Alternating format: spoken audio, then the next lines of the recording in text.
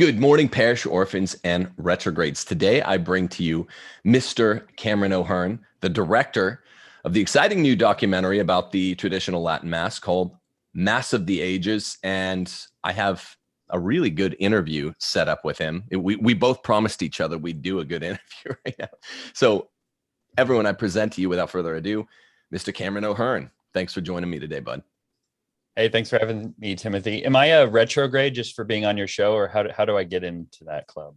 The status is, it's not quite automatic once one comes on here. If you come on here and we butt heads too much, doesn't happen that often, then we withhold the status for a 6-month waiting period. But yeah, I was looking at your website. I watched your excellent film, and you're a fan of the show. We're mutual fans of each other, so I'll grant you that rubber stamp right now. Automatic retrograde. Boom. Thank you. That's how glad to be here. Yeah, yeah, man. No, I'm really glad to have you, and I was excited because I was going to reach out to you, and I think your people ended up reaching out to Rules for Retrogrades. I was coming for you if you didn't come for me. The point is, this thing has turned into a phenomenon, man, and I see why. I watched it last week, late in this week, actually. I didn't see it when it first broke, and I'd been excited to. And the hubbub on Catholic Twitter and on Catholic social media promised something great. And when I watched the film, it absolutely delivered. So you've got to be sort of walking on air a little bit.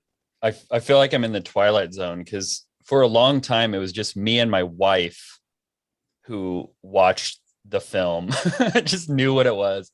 And then, of course, opening it up to the team and getting their feedback. And then we opened it up to 100 private screeners, but 100 people is a lot different from, I think we have about 500,000 people who've seen it so far as of the date of this recording. And it does feel like I'm in the Twilight Zone. I mean, I knew a lot of people would see it, but I wasn't expecting this overwhelming positive feedback, because you're dealing with something very divisive, and it's hard. You say one thing about it and you have 5 people who disagree with you. And you can never win in this argument on the traditional Latin Mass. But wow, the Holy Spirit just guided it to what it was supposed to be. It's a very inspiring, and I would say uniting documentary. It really just sets the stage for why we love the traditional Latin Mass. And I think even if people only saw episode 1, I think it would have done a good job of inviting, really, it's made for the faithful Catholics who sit in the pews at the Novus Ordo Mass, who aren't already, watching Rules for Retrogrades. Maybe they are. Maybe they feel like a parish orphan, like a lot of your audience is, but they haven't yet had the push to join a traditional Latin Mass community. And I think we largely hit the target on that. There's negative feedback, but I just think it's a rousing success because of all the positive, good fruits that have come from it. The peace, you should have seen the comments when we were live on our live stream. I actually had someone on standby just in case there was some tratty Cathys who wanted to be really mean and divide people. But it was just, someone would have a question and 3 people would answer it very charitably. I was like, wow, this is the audience we've built. Right. People who love the traditional Latin Mass. And we're not, yes, we can get into Vatican II. We can get into Paul VI and Pope Francis. And I like talking about all that stuff. But the fundamental thing is we love this treasure, and we just want it to be preserved. Right. See, that's why you're a retrograde, man. Okay. Yeah, I learned 3 years ago doing this, 3 years ago, almost to the month, that moderators are 100% indispensable for mean-spirited whoever's, right? From the left, or I wouldn't call it the right, just from the fringes of whatever side of whatever theater of war happens to be disagreeing with you. So That's absolutely right. But the film is so positive, and it's kind of a gay term to say it's a differential of perspectives. It's a nice panoply of perspectives, but it really is. And that keeps it the way the left bats this around. I usually laugh at it, but the diversity and inclusiveness of it, particularly the way you opened with the widow, really keeps it not that that's upbeat, but it keeps the emphasis upbeat. And I really commend you for that. Can I ask you, because this is what I kept thinking, and I think everyone did when they first sat down to watch, was the timing of the release providential, immediately following Traditionis Custodes' promulgation, or was it planned? Human planned. Yeah, well, we've been working on the film, if you count our strategic meetings at the very outset and our planning upfront, for 2 years. Right. And we announced our release date a couple months before August, I believe. So I didn't have any idea. None of us had any idea that Traditionis Custodes was going to come out. Right. And so it's purely providential. It came out almost exactly a month after Motu Proprio. And like, if that Motu Proprio dropped 2 years ago, this is exactly the kind of documentary I'd want to make, because it implicitly challenges the assumptions in that document, and without really trying too hard. It's just the way we've packaged this story. It shows not angry, old, divisive people, but just young families, right, or angry, young, divisive people. But those are a lot of the people that have been going to Latin Mass for 6 months. It's people that love the Latin Mass, which and is just normal priests too. Just like, yes, yeah, these are the types of, yes, you find wacky people. I think if wacky people are going to go to the mass, they're going to go to the Latin Mass because it's just a little wackier. But it doesn't engender this kind of divisive mentality, which is the fundamental, I think, flaw with the Motu Proprio. Is it's not the Mass that's engendering this divisiveness. It's something else.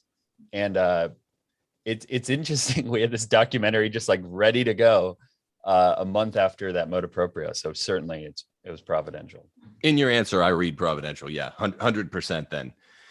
Now, you mentioned some attacks. Let me read you. Get ready to cringe. You all right? America Mag. Here's a review. : Mass of the Ages uses classic propaganda tactics to make the case for the Latin Mass. Now, I don't know how classic propaganda, which these people obviously don't understand statecraft or tradecraft at all, ab initio, they don't understand it from the jump.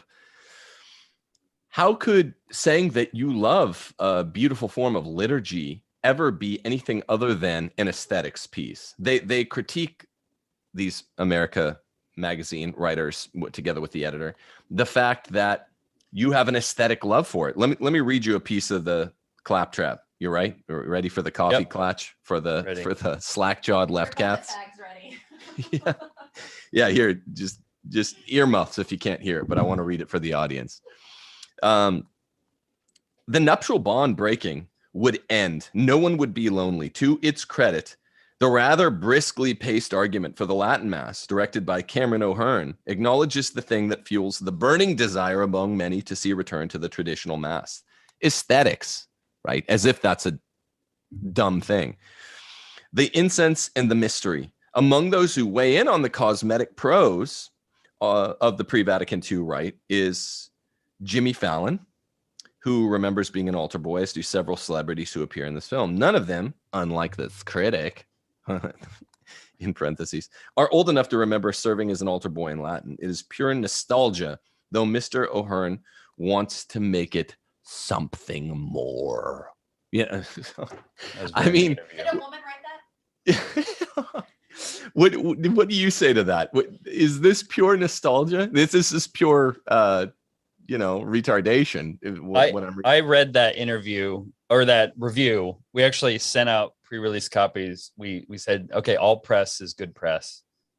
I read it before we even released the film. So I was like, did I make a big mistake? But on the other hand, I couldn't understand half of that review. Like, it's so, I don't know, it's so grandiose in its verbiage. I just I'm trying to understand what he means. I think what he means is what he thinks I think is that if we just very simply, I think later in that article it says, you know, if the priest turns his back to the people, everything will be okay, which is, I think that would be someone coming to the documentary with preconceived ideas about what it's trying to say without actually listening to what is being said. Because the case is made that the way we worship impacts what we believe. And so it's not just about aesthetics. It's not just about how it looks or just the externals, but those things are critically important. The reason that Christine takes her kids, the widow takes her kids to the traditional Latin Mass and finds a sturdy foundation in it is because it's unchanging. It's handed down to her from ages past. It's the saint-making machine of the church. And it is a perfect display of love and adoration for Jesus in the Eucharist. So we love the traditional Latin Mass for the same reason we love the Catholic faith. And I think they're almost identical. And so yeah, I think that article was just taking some cheap shots, and I wish he would just watch it again and be a little more open-minded.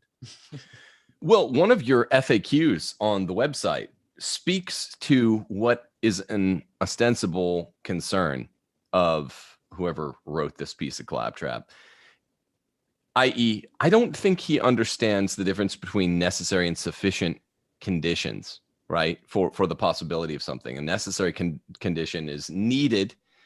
Sufficient conditions are satis, they're enough to fulfill the eventuation of some later event X, right? So what you're saying and what I'm saying whenever I talk about Latin Mass here on Rules for Retrogrades, which is not infrequently, it's not all we do. You can go to other outfits for that where that's all they do, but it's a big part of what we do is the invitation to the TLM whenever and wherever you can licitly get it, is like a necessary condition for being a good Catholic that you have to be into, to just use a common street term, you have to be into what you have to be all about what's happening at the altar, the bloodless sacrifice at the altar. You have to be engaged. Now, being into it, being engrossed in it is not a sufficient condition for being a good Catholic. And you address this in your FAQ, which should satisfy Mr. America Mag critic of yours, right? You're like, look, it's a necessary condition, not a sufficient condition, that a serious Catholic, a good Catholic, is into the bloodless sacrifice at the altar, at the Mass. And this can happen at the Novus Ordo, but it's far less likely to happen. These are my words, not yours now, but I think we agree. And it's far more difficult to be into it, like phenomenologically, to be into what's happening at the altar, you know, the liturgy of the Eucharist. So but you say specifically in your FAQ on your own site that this by itself is not a sufficient condition. That's not a direct quote, but you say it doesn't automatically make anyone who's ever been to the Latin Mass or who has even acquired the habit of going to Latin Mass a good person or even a good Catholic. Mm-hmm. It's one of the checks. It's that you check the box for, okay, liturgically, if you go and you get it and you get into it, there is a high correlation of at least being able to check your liturgical devotion box in the many series of boxes that it requires to be a good Catholic. Is that a fair encapsulation of how you would respond to this? Yeah, I'd say so. I think all too often the dialogue that's been in the church and in the church hierarchy in regards to the traditional Latin Mass has centered on validity and Vatican II. And it's like, that is not even, that's not even our point. We're not saying it's invalid. We're not saying, most of us aren't saying Vatican II bad, I would say. We're just looking at this time period of like something, and a lot of people don't know what happened, but something, I'm trying to use the right word. I want to say demonic, but I don't want to go that far, but something disastrous happened to the new mass. And that's definitely what we're going to unpack in episode 2, because a lot of people think that, Vatican II and the new mass kind of are the same, or that the new mass kind of rolled off the shelf at Vatican II. But what they don't see is this time period where this concilium, this committee put together by Paul VI, was implementing Sacrosanctum concilium, the document on the liturgy, and they just went crazy. They went way too far. And now we have this mass. Yes, it's valid, but we got to get away from this valid, invalid discussion, because that's not helpful. Right. It's more about, because it's a disciplinary matter and it's to do with church custom, we're talking about effectiveness. Okay, we did this thing disciplinarily. Now we can ask the question, 60 years out, was it effective? And I think a faithful Catholic can say, no, just statistically, it's not effective. And personally, when I go to the new mass, I don't see my Catholic faith on full display. But when I go to the traditional Latin mass, I see all the doctrines, and I see like a mass that's not going to offend the piety of my kids. Right. And so I think that's an important just detour we have to take in the conversations. Like Word on Fire just released this, beautiful, stunning publication on Vatican II. And that's great. That's a thing. But it's almost like they're saying that's where the battle's being fought. When you have all this critique and, Pope Francis's limitations of the traditional Latin Mass, that we're talking about Vatican II, but we're not. I'm glad Word on Fire is doing that, but that's not where the debate is. That's a different conversation altogether. You have had some great shows that I want to commend you on Vatican II and on Traditionis Custodes, and has got me really thinking through some of these things too. Oh, thanks, brother. I really appreciate that. Genuinely. Has Word on Fire touched your documentary at all with one, critical word? Have they spilled any ink on this? No. We have some connections in the walls of Word on Fire, but they haven't reviewed it to my knowledge, and they haven't touched it to any degree, like you said. I think it might be, there's people we feature in the documentary, just, Dr. Taylor Marshall, who I appreciate. Dr. Marshall, I think he had a great quote in the documentary about, the setting, the diamond, like that's a really good quote. He had some other good things to say. There's some people really disagree with Dr. Peter Kwasniewski, but I'm a filmmaker. Okay. I'm not, I just want who's going to say the thing the best and the most persuasively. And I want to tell a story. So I'm not concerned so much with the optics of it. Now, if you've noticed, our branding hasn't been like radical traditionalist branding. It's been like, hey, look at this beautiful thing. I invite you to the traditional Latin Mass. So what I would presume to say is that these Word on Fire or others probably don't want to unpack it because they're associating themselves with these kinds of individuals, which is sad. I think just take the film on its merits, look at it. If you want to argue the case of the film, let's do that. But base it on the argument of the film, not what any individual has said at any other time. So I think it's a shallow reason, but who knows? That's just my speculation. Yeah, to be fair, we're just being objective here. There is a titular head to Word on Fire. It's Robert Bishop Barron, and I don't think he knows how to say the Latin Mass. I don't think he has any interest in saying the Latin Mass. So why would they take an interest in it? Well, you presented lots of good reasons in that first episode for why perhaps they should. But I want to go back to something. I was unsure whether to touch it, just whether there'd be enough time flat out in the interview. But you broached the topic, I'd say about 3 minutes ago when you're speaking.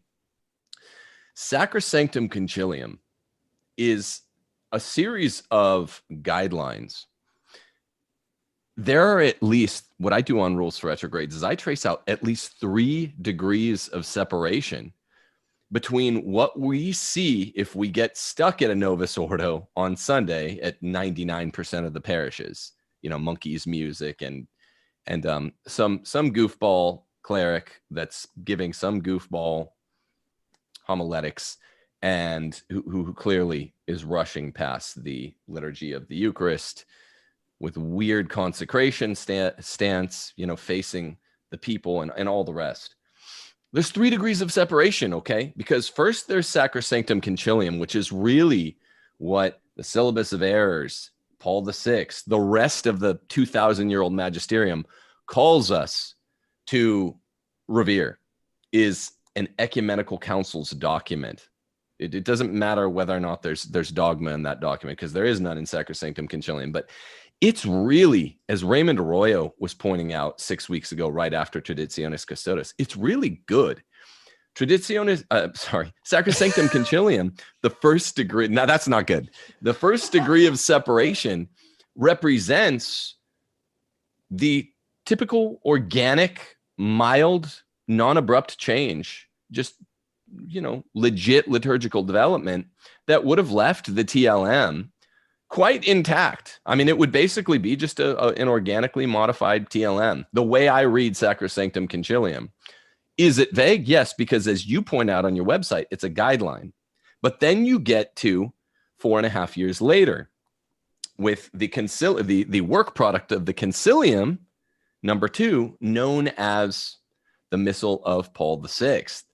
And this is quite a bit worse. You get into all the, the architecture of Bunini. You get into Concilium versus Communio, Ratzinger expressing concern during and after, the release of the Missal. And so it does get appreciably worse from degree of separation 1, Sacrosanctum Concilium, to degree of separation 2, the Missal of Paul VI, right?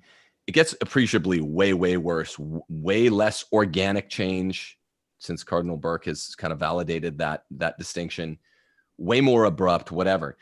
Then you get to degree of separation 3, about 4.5, 5 years after that, in the middle 70s, when they started introducing all of this vile filth on top of the Missal of Paul VI that somehow got ubiquitized, universalized. We see it most masses, the goofy hand holding and the stupid cantors doing this, the hymns instead of chant, all that.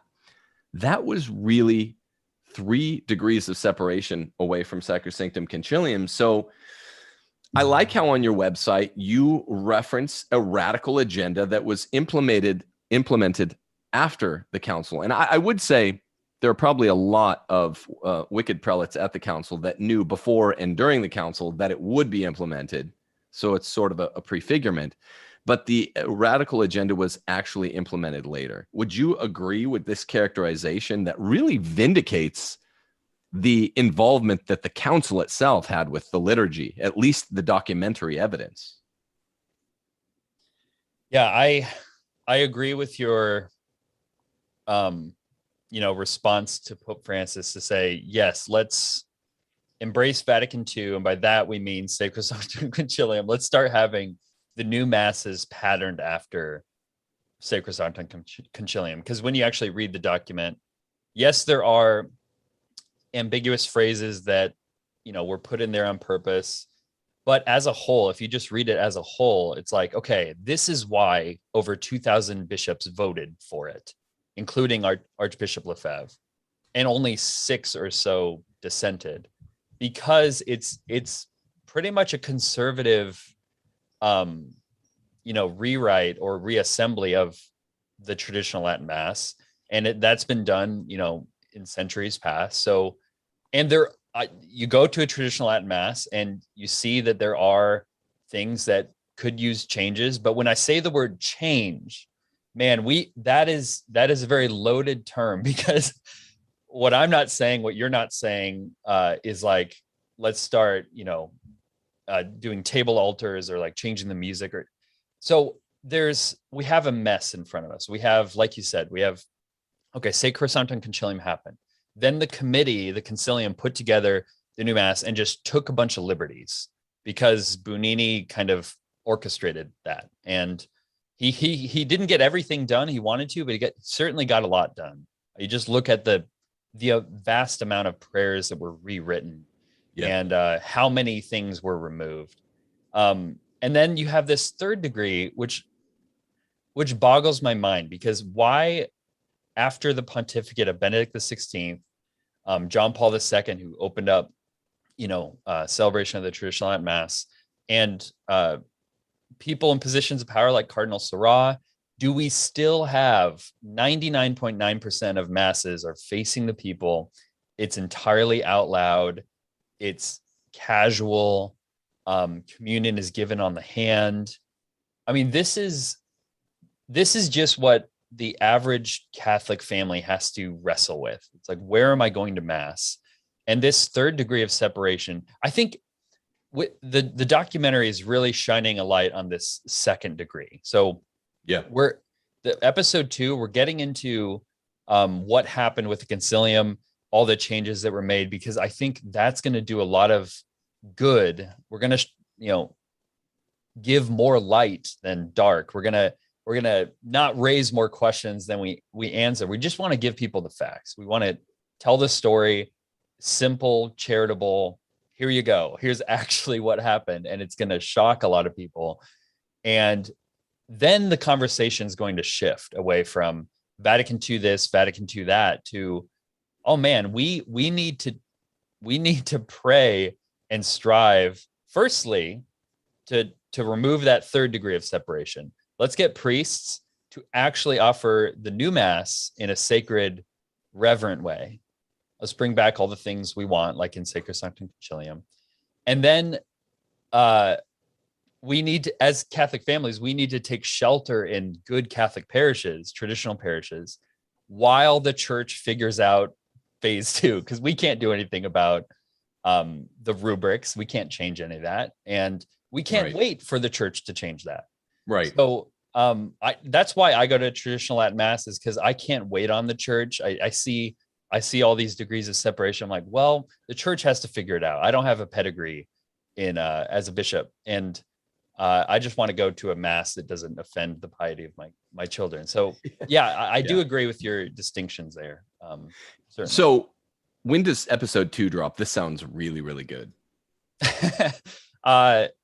This year there will be people who will see it, and by that I mean we have stages. So we have screenings kind of internally, then we open it up publicly, but to a limited audience. So there will be a limited audience that can see episode 2 this year. And then we'll do theater screenings in the new year, where the only place you can watch it is a double feature of episodes 1 and 2 in the theaters with a little intermission in between. And we want people to invite people to it. We want it, like, you're a traditional Catholic, or like you're interested in this.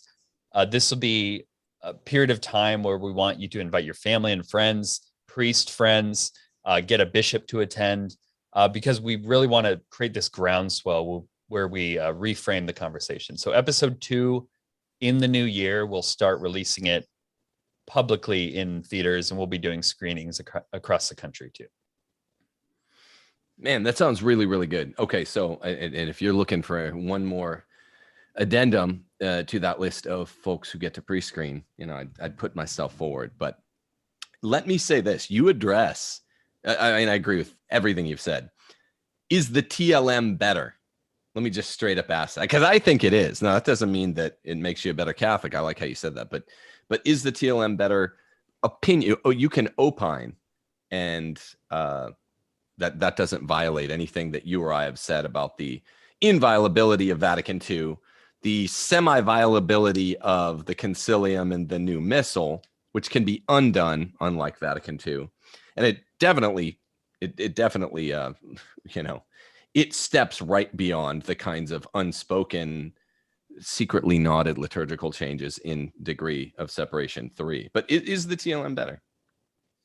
Because the church has said that Gregorian chant is better, that Latin is better, that silence is the best way to communicate with God. That's just deep in our tradition. because the church has said no one can change the liturgy on their own authority. It's received, it's passed on. By all those reasons, it's just better because the church has said so. Not what the church has done. Yes, valid, but validity is not enough. Validity is a very low bar, and it's a low bar on purpose because you don't want to have all these, hoops you have to jump through to make sure every single mass is valid. Validity is a minimum, and so there's a lot to say about the liturgy, and I think based on what the church has said, the traditions have said that the Latin Mass is just better. And I would say it's better because it's more effective. It's more effective at communicating who we worship on the altar, our reverence for saints, love of God, despising things of the world, our own weakness, how sin weakens us. It's just, you could go on and on for how the traditional Latin Mass is packaged to be our faith. It is our faith on full display, and that's why it's simply better. Now, of course, that doesn't mean, like you said, and I'm just going to reiterate, and it's going to sound like a broken record, you can't delineate good Catholics and bad Catholics that easily. Right. You do so by what they believe, and then you can get into like, well, it's interesting that you survey people who go to the traditional Latin Mass, and what do they believe about the real presence, for example. So that's how you delineate good Catholics and bad Catholics, and good priests from unholy priests. I think when we're judging the laity, it's a two-prong test, as we say in the law. The two-prong test is, do you believe the right thing? And that's a fruits of the tree test, right? Like, well, the fruits of the Latin Mass, I think, as long as you say I think it's okay, are objectively better from the Latin Mass than the Novus Ordo. And most trads are 100% with me when I say that. Fruits of the tree, right? Better fruits in terms of episteme, what we believe, doctrine, come from the Latin Mass rather than the Novus Ordo. But then I say, but trads, here's the thing. There's a second fruit of the tree test. And now it's applied doctrine to lived experience. And are you joyful? Are you going through your life applying what you love so much about the Latin Mass that you're always talking about and tweeting about and Facebooking about? How much does a smile, how frequently does a smile occasion your face?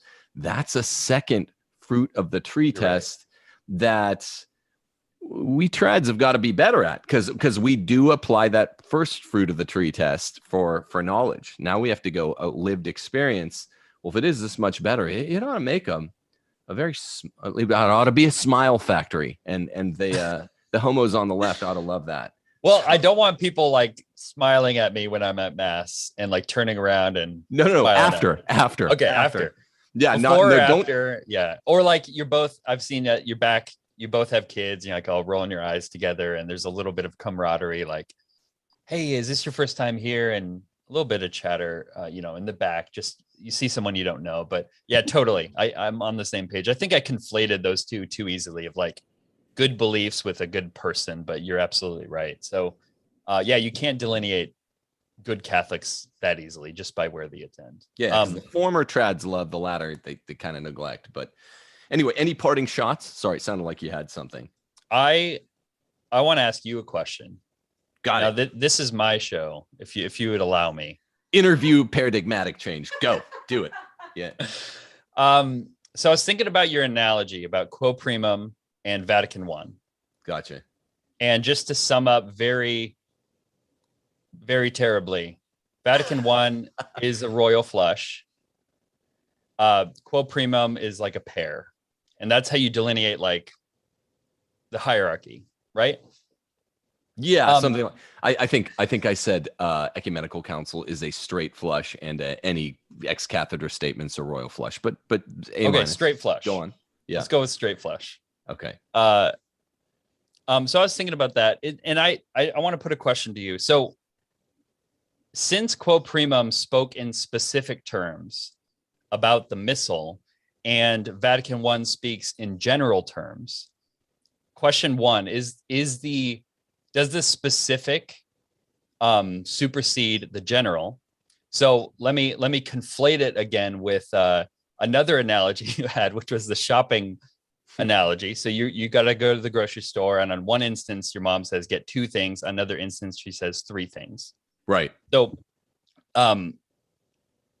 so let's say quo primum is your mom saying, don't ever buy cheese because I'm allergic to cheese. Yeah.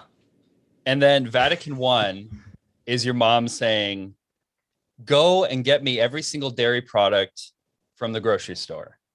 So the question is, okay, here's how I would see it.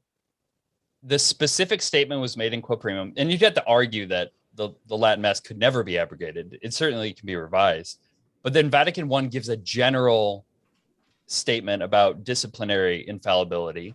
But shouldn't these things be read in tension? And to say it another way, yes, a straight flush beats a pair, but a straight flush is not played every hand. And let's say someone has, maybe Vatican I is an ace, king, queen, 10, all the same suit, but it's missing a jack. It's really close to saying what it needs to say to like play in this hand.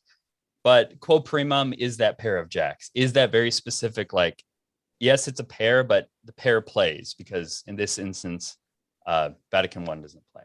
Convoluted question. I've just been thinking about that. No, it's a good question. See, here's where I say more trads need to have studied not just law, but jurisprudence, which is almost I studied in law. This book here has like 700 canons of interpretation organized by Scalia and his friend Brian Garner. It's a thick book.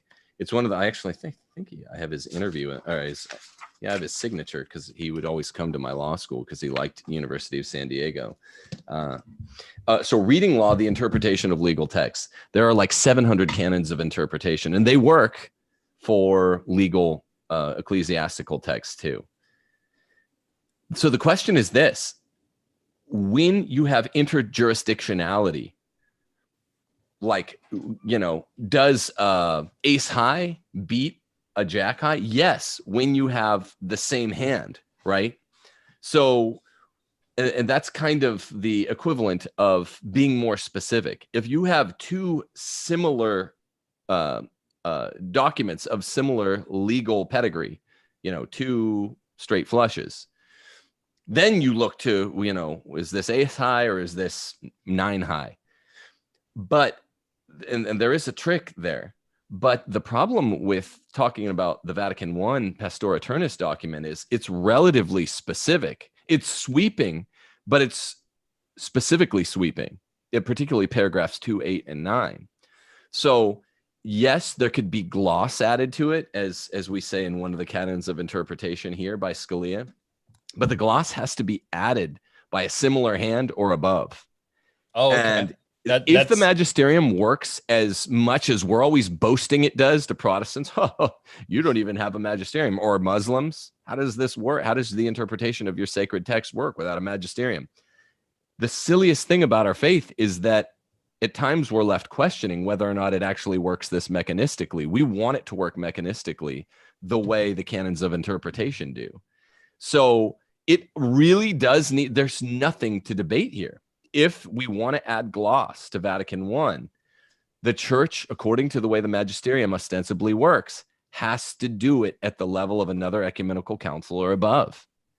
And to add to that, add force to that, we have all these instances, Cameron, throughout the 2,000 years of the magisterium, where we saw really, really violent, abrupt changes. First 1900 years, forget Vatican II.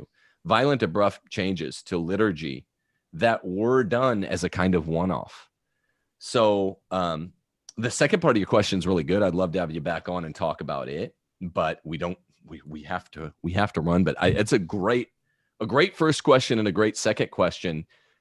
They deserve separate answers, and we simply don't have the time for the second one. But let's correspond at least privately about it, and maybe I'll add it to a show. The answer to Cameron's question. Does that sound okay? That sounds good.